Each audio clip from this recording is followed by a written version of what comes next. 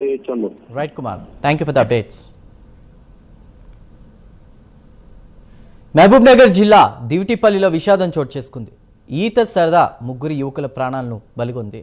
పాడుపడ్డ క్వారీలోని నీటిలో ఈత కొట్టడానికి దిగ్గ నీళ్లలో మునిగి విజయ్, అయ్యప్ప, మహమ్మద్ మృతి చెందారు.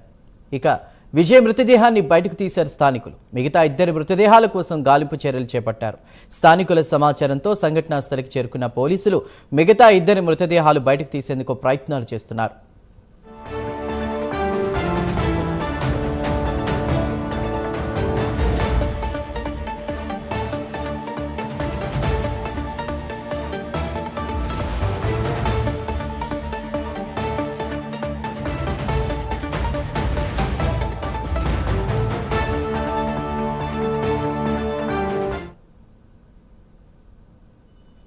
జూనియర్, సీనియర్, ఇంటర్ రెండు విభాగాల్లోనూ